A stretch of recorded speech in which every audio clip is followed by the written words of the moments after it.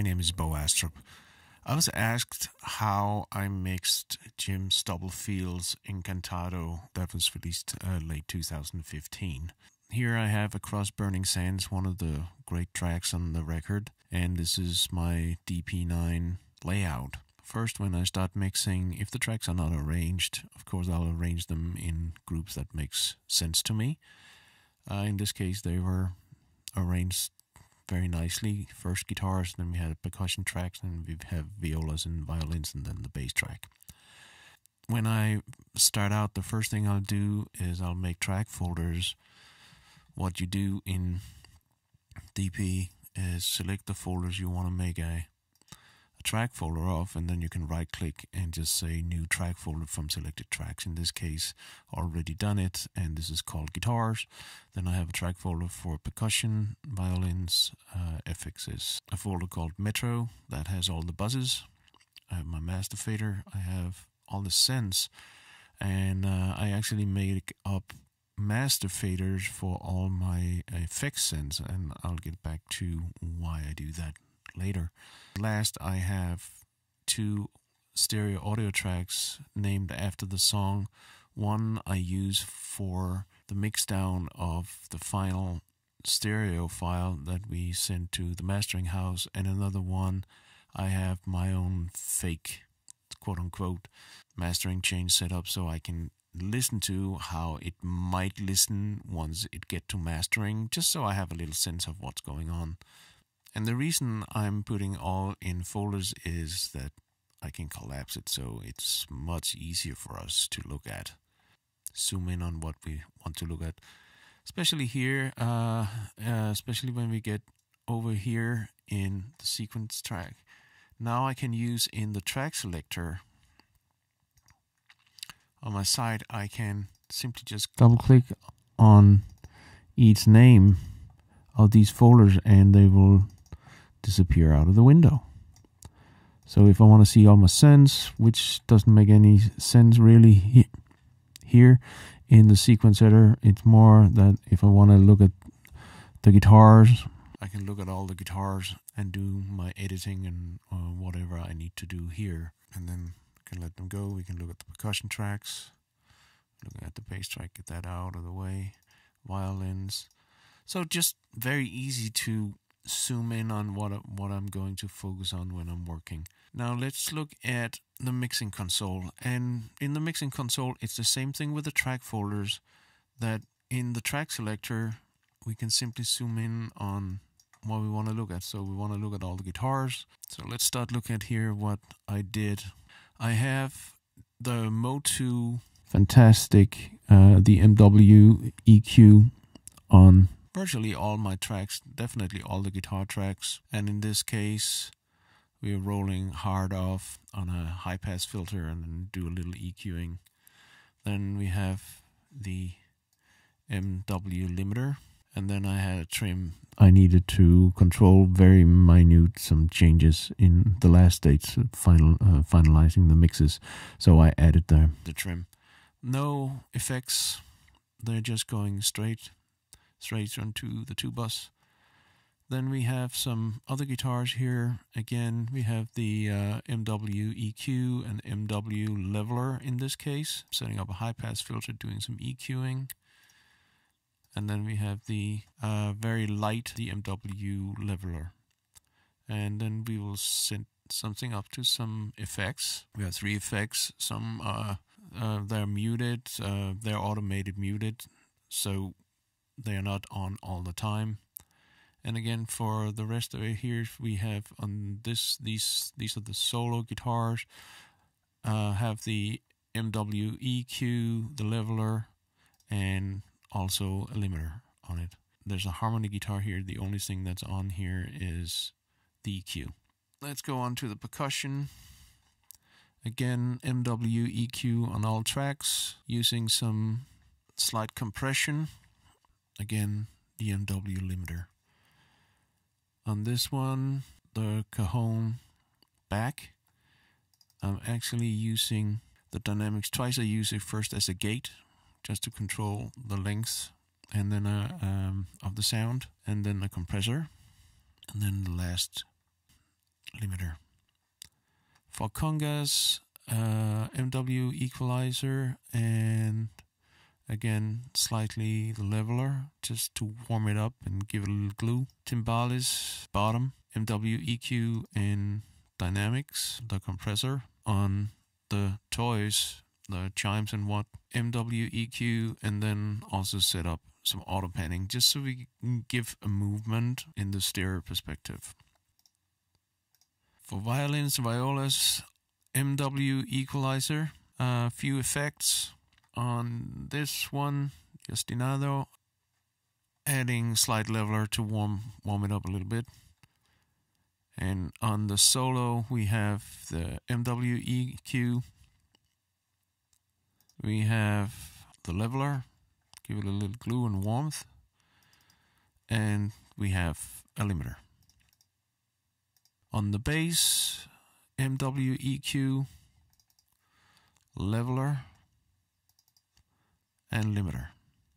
And we have a couple of effects going on here. So let's look at the effects. A lot of them are proverbs. So first one here is my ambience. We have a second one, a little longer one. Here I'm using an IR from a AMS RMX 16. A factory default on my second reverb. Guitar reverb using the classic Cathedral Altar Center. Factory default here for short verb. Another one here. Then I'm using analog chorus, which has a nice, I like this chorus, I really love it. It just sounds great. So I'm using this a little bit on guitars. We have delay on the guitars. And again, another proverb for more ambience on guitar. We have proverb for viola and violin verb. And then we have a delay for the violins. And then I have here, this is my, what I call the trash. This is basically set up for parallel compression for the percussion. Then we have a chorus for the bass. Now before I send the signal straight into the chorus, I first rolled off a lot of the low end of the bass. So I only have the chorus effect on the top of the bass, but also adding some compression before I send it in to the chorus. And then I have a bass ambience proverb. I'm using a plate. Ambience is the medium center. Make it a little bit more live in the mix. Let's go back and see here. You see in some of my effect returns here, the guitar verb has a send to it. Sends to a bus. Guitar delay sends to a bus. And the viola delay sends to a different bus. So guitar verb and guitar delay, I'm sending that to the chorus. So I have the direct sound of the delay into the mix, but I'm also sending the delay through the analog chorus to give some shimmer at the end there. With the violin delay, I'm sending the delay back to bus 8, which is this proverb, the cathedral. So the delay effect are getting some reverb to whiten it up and make it sound sweeter in the mix. Let's just look at what I did with the parallel compression on the percussion. So let's bring in the percussions. So here I'm sending the bongo, the cajon front, cajon back, a conga tracks to my dynamics. And then I'm blending it in here. So we have the percussion bus, we have guitars, we have violas, the bass, and they all go down to another bus, goes to the band. And this I bus out to what I call the mix bus, and I take the mix bus in on these where I have, this is the limiter I use on the file that goes to the mastering house. And here I take the same bus in, and here I have set up my quote-unquote fake mastering chain. So first the MW limiter And then I have my fake mastering EQ with the MW. For all my effects, I said I had made master faders. Reason why I do that, there's a couple of things. Well, first of all, it's important while mixing that you also keep track of your levels on your send, so you're not overloading the input of your effects. And of course, right now I can only show you one monitor, but I do have multiple monitors, so I usually have on a separate monitor, I have all the meter bridges from DP. But this is a great way too, because in this case I can actually monitor the level. So here you see the level that goes to the effect, this first reverb, and it's just so easy to overload your buses when you're not watching out. So right here I can actually see it, and I can control the master level of all the sends. So instead of have to go into and adjust a bunch of these sends, I have the master fader here for the send. So see if we take this out. Probably that.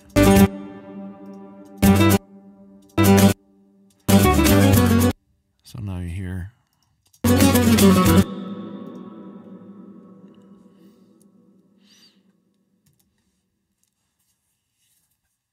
And another advantage you have of using master faders is that you can use your fold down specifically when you're listening to a master track, that you actually can listen to it in mono, so you can check your mono compatibility. That's one of the neat functions of having master faders. So I said, let's get the sends out and so what I'm doing here is we have all the buses. We have the percussion bus, the guitar 1, 2, and the viola, the bass all goes to a stereo bus I call the band.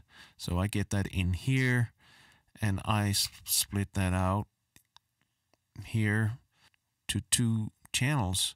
One I call mix bus, and one I call mix bus CEQ. So this one goes to 2 bus, this one goes to a bus called mastering test. So here I have 2 stereo audio tracks. One called 2 bus takes the 2 bus in, and these tracks are named after the song. And the one where I'm sending my master test, I'm putting an asterisk in front of it, which means that all the files that I'll see in my hard drive afterwards with an asterisk on it, I know I put on my quote-unquote fake mastering chain. And again, I'm having a master fader set up so I can listen to each of these 2 in mono or stereo. I set this to input, which is why we can hear it. So here's the difference. So right now we're hearing the quote-unquote unmastered version. And if I want to hear the mastered version, quote-unquote, that's it.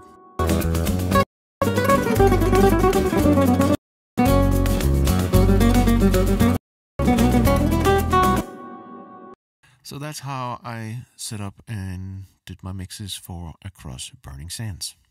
Email me your comments, your questions, whatever you have, throw them at me. Just email me at bo@popsproductions.com. Thank you.